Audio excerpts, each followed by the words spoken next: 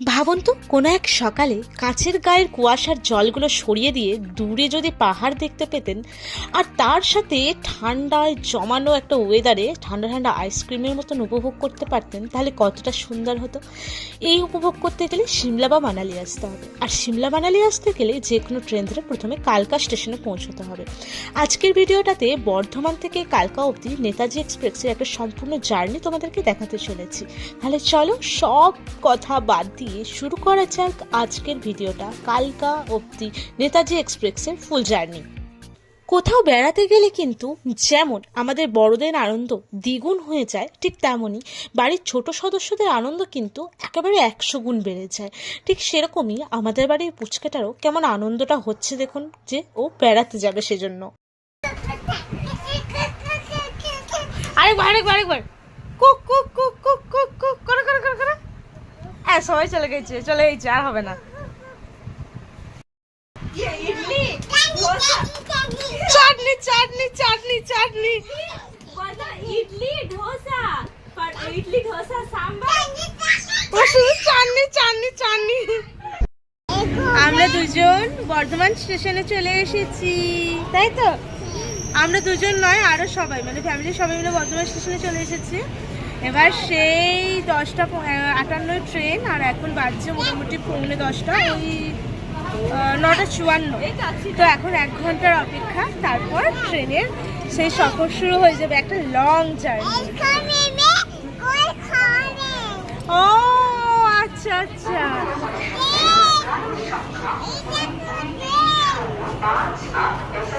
ওখানে ট্রেন এসেছে আর ওর খুব মজা হচ্ছে। ট্রেন দেখেছে নয় গো মিঠাই রানী?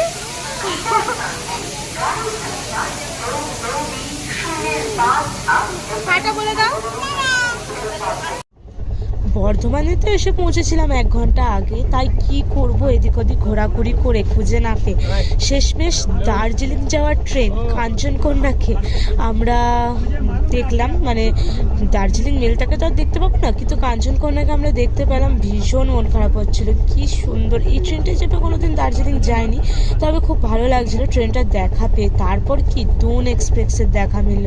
রীতিমতো কয়েকটা ট্রেনের দেখা পাওয়ার পর আমাদের ট্রেনের সিগন্যাল হয়ে গিয়েছিল, তাই দৌড়ে দৌড়ে আবার চলে গেলাম 1 নম্বর প্ল্যাটফর্মের দিকে আমরা।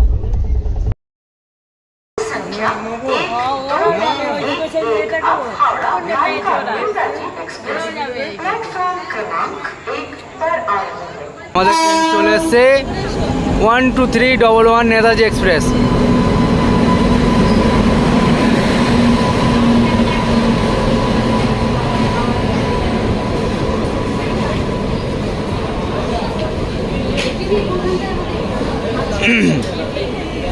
নির্ধারিত টাইমের থেকে মাত্র 10 মিনিট লেট করেছিল ট্রেনটা বর্ধমানে। আর রাত্রিবেলায় ব্যাস উঠে একদম আমরা টায়ার্ড, এই অবধি রাত্রিবেলায় শুয়ে পড়লাম। ওকে, গুড নাইট, কাল সকালে তোমাদের সাথে দেখা হচ্ছে আবার। Good morning. একটা খুব মিষ্টি সকালের সাথে সবাইকে জানাই শুভ সকাল। একটু আগে অনুগ্রহ রোড বেরোলাম, আর এখন সোননগর বেরোচ্ছি। মোটামুটি 6:30 বেজে গেছে এখনও, তাও যেহেতু এসি কম্পার্টমেন্ট একদম খুব নিশ্চুপ রয়েছে, চারিদিকটা এখনও কেউ সেরকম ওঠেনি ঘুম থেকে। কালকে তো রাতে প্রচণ্ড টায়ার্ড হয়েছিলাম, মোটামুটি 11টার পর 11:03 এরকম করে বর্ধমান স্টেশন ঢুকেছিল। লেট ছিল 10 মিনিট ট্রেনটা, তার জন্য একেবারে উঠে ঘুমিয়ে পড়েছিলাম, কিছু দেখাতে পারিনি। আজকে তোমাদেরকে ট্রেনটা একটু ঘুরিয়ে দেখাবো, আর ট্রেনের টয়লেট বা ওয়াশরুমটা দেখাবো। সকালবেলায় একবার ওয়াশরুম গিয়েছিলাম, মোটামুটি পরিষ্কার, জানি না কতক্ষণ থাকবে পরিষ্কারটা। একটা ব্রেড অমলেট নেওয়া হয়েছে, 50 টাকা প্রাইস নিয়েছে। কিছু তো সকালবেলায় খেতে হবে, ব্রাশ ট্রাশ করে নিলাম। এখনও মোটামুটি 7:30 এরকম বাজছে। আর ব্রেড অমলেট, ব্রেড কাটলেট আর আলু পরোটা, 3 রকমের জিনিস সকালবেলা ব্রেকফাস্ট হিসেবে বিক্রি করছে। এটা আমি আলু পরোটা নিলাম 50 টাকাতে, দেখি কেমন।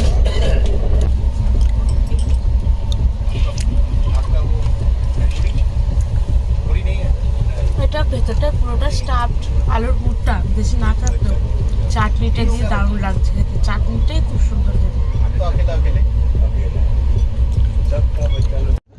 দুটো পরোটা কিনেও যখন খিদে মেটে না তখন রাক্ষসের মতন গপ গপ করে আবার 4টে ইডলি ঠুসে নেওয়া আমি, আর আমার এই অবস্থা। আর খেতে খেতে কিছু বক বক করার দৃশ্য দেখো।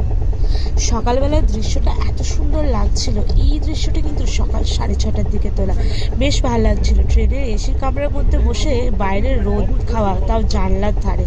উফ, আর সিটটাও পেয়েছিলাম সেই দারুণ জায়গায়, সত্যি দারুণ লাগছিল। এইরকম পজিশনে বসে হাতে একটু খাবার, টুকিটাকে মুখ চলা, এগুলো তো চলতেই পারে, কি ঠিক বললাম তো? এখন 8টা বাজতে আর 1 মিনিট বাকি আছে। আমরা ভাবুয়া রোডে এসে পৌঁছলাম, যেটা বিহারের একেবারে লাস্ট স্টপেজ।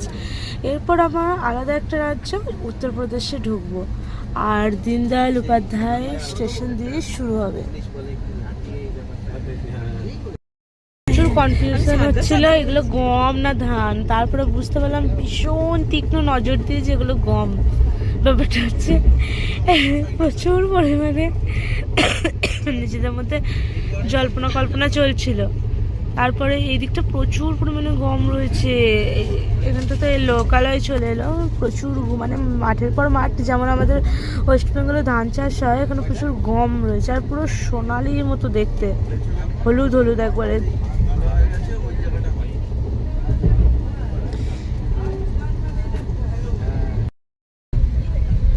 উত্তরপ্রদেশের প্রথম স্টপেজ এলাম দীনদয়াল উপাধ্যায় জংশন দিয়ে ইডলি খেয়ে নিচ্ছে।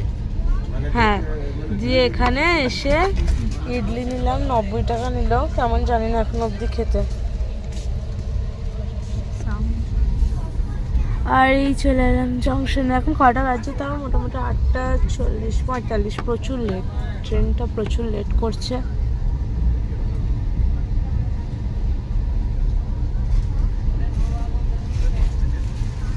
জানি না কাল সকালে শিবালিক এক্সপ্রেস পাবো কিনা। বলো গুড মর্নিং, বলো গুড মর্নিং। জোরে বল, কি বলছিস? বল আমি উঠে পড়েছি, আমি দুষ্টুমি করছি। ঠাকুর বানাচ্ছে ও, ঠাকুর এই চামচটাকে নিয়ে জানলায় ঠকঠক করছে, ঠাকুর বানাচ্ছে। হচ্ছে উঠে পড়েছে, এতক্ষণ শান্তি ছিল, এবার পুরো ঝড় উঠে এসছে। ঝড় কতক্ষণ চলবে জানি না।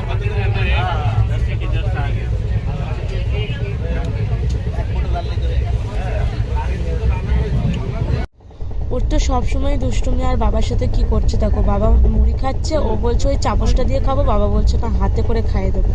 এই হচ্ছে ওদের দুজনের মধ্যে, আর আমি ওটা ক্যাপচার করে নিলাম একটু ছোট্ট করে। এবার ঢুকছি উত্তরপ্রদেশের নেক্সট স্টেশন মির্জাপুরে।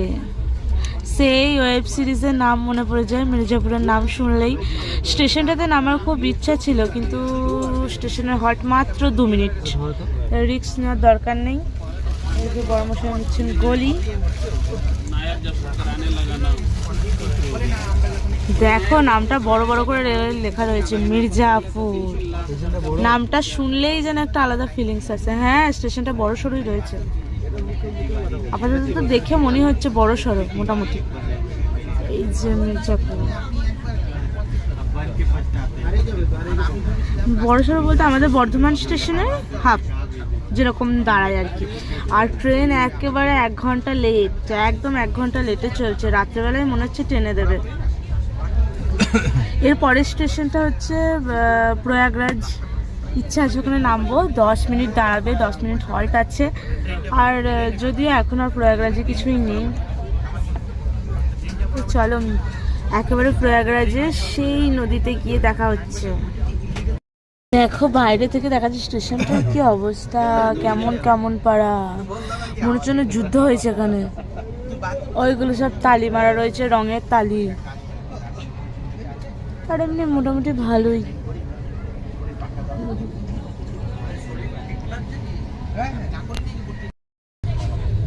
ওই তো ওখানে লেখা রয়েছে, ওই দিকটা দিয়ে কিছু পাড়া রয়েছে, খুব সুন্দর পাড়া। আমরা তো স্টেশনের ওই দিকটা নামবো না, ওই দিকটা দেখতেও পাবো না, কিন্তু জায়গাটাই দেখার প্রচুর আছে। আর বাড়িঘরগুলো দেখো, একটা ছাদ থেকে একটা ছাদে যাওয়া যাবে, এত ঘন ঘন বাড়িঘরগুলো। খুব সুন্দর লাগছে জায়গাটা, পুরো দেবভূমি এসে পড়েছে মনে হচ্ছে। কত হোটেল দেখো, স্টেশনের একেবারে গায়ে।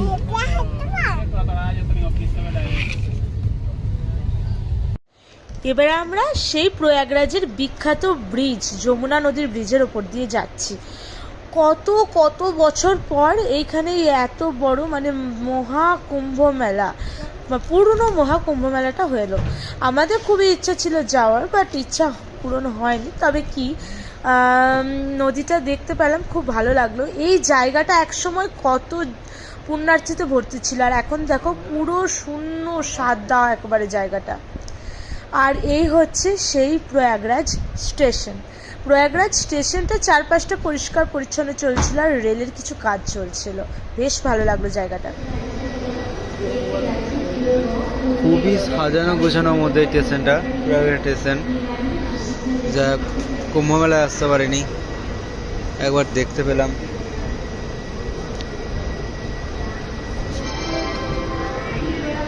আর তোমাদের মাধ্যমে তুলে ধরারও আমি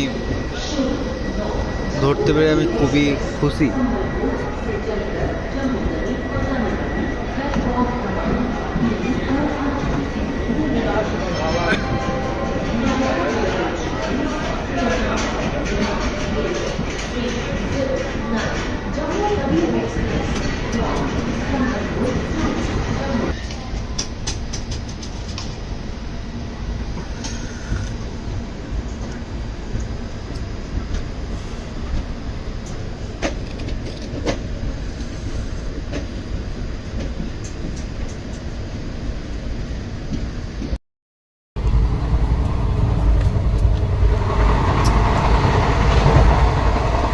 এখানে একটা আয়না রয়েছে, এই হচ্ছে জল,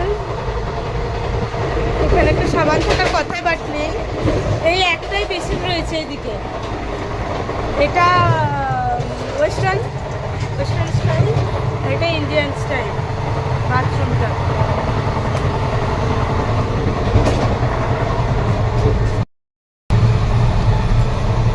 প্রথমেই এখানে একটা হ্যাঙ্গার দিয়ে দিয়েছে, এখানে ফ্ল্যাশ আছে, জাস্ট প্রেস করলে একদম এখান দিয়ে জল বেরিয়ে যাবে। এখানে করার পর এটা প্রেস করে দিলেই হয়।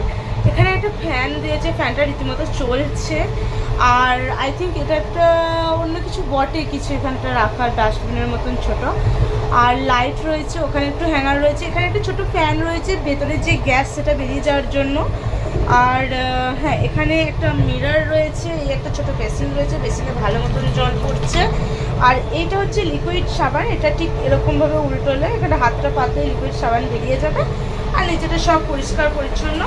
এখন 12:30 বাজছে, মানে 12:20-25 সেরকম। তো তার মধ্যে কিন্তু সেই রকম টাইমে এই বাথরুমটা এতটা ভালো পরিষ্কার, মানে বুঝতে পারছো কত ভালো সার্ভিস রয়েছে। এমনি ট্রেনের বাথরুম খুবই পরিষ্কার রয়েছে, ভীষণ ভালো, খুব সুন্দর।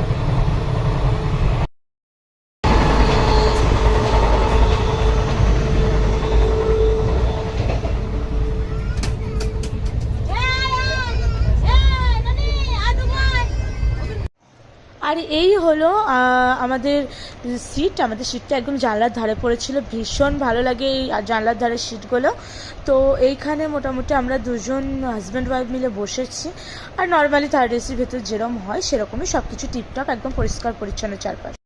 এমনি সব কিছু ঠিকঠাকই আছে, যা কিছু থাকে ওই দুটো চাদর, একটা কম্বল, একটা বালিশ। আর টাওয়ালটা এখানে প্রোভাইড করেনি, যেটা আমরা ব্যাঙ্গালোর যাওয়ার সময় দুরন্ত এক্সপ্রেসে পেয়েছিলাম, সেটা কিন্তু এই নেতাজি এক্সপ্রেসে নেই। প্রচুর পুরনো ট্রেন, হতেই পারে নতুনভাবে কোনো চেঞ্জেস আসেনি। তবে হ্যাঁ, ট্রেনটা পরিষ্কার পরিচ্ছন্ন, বেশ কয়েকবার করে পরিষ্কার করে দিয়ে যাচ্ছে সকাল থেকে। আর বাথরুমটা তো এখনও অবধি পরিষ্কার রয়েছে, তোমাদেরকে তো দেখালামই বাথরুমটা। 1:30 কানপুর পেরিয়েছি, আর এরপর সেই 4টার সময় হল্ট আছে দেখাচ্ছে আপাতত। আর এখন কোথাও স্টপেজ নেই, কোনো খাওয়া দাওয়া এখনো অব্দি হয়নি, ট্রেনের খাবার নিইনি। আর এখনও ট্রেন আমাদের ওই সেই গমের ক্ষেতের উপর দিয়ে নিয়ে যাচ্ছে। আপাতত জার্নিটা রাত্রেবেলা 3টের সময় শেষ হবে, তারপর 5:45 এরকম করে আবার শুরু হবে। তো আজকের ভিডিওটা আপাতত এখানেই শেষ করলাম। পরের দিন তোমাদেরকে একটা খুব সুন্দর ভিডিও দিতে পারবো, এটাই আশা করছি। তোমরা সাথে থাকবে। ভিডিওটা যদি ভালো লেগে থাকে একটু লাইক কমেন্ট করে দেবে। আর তোমাদেরকে একটু বাইরের ভিউটা ভিডিওটা দেখিয়ে দিয়ে ভিডিওটা শেষ করছি।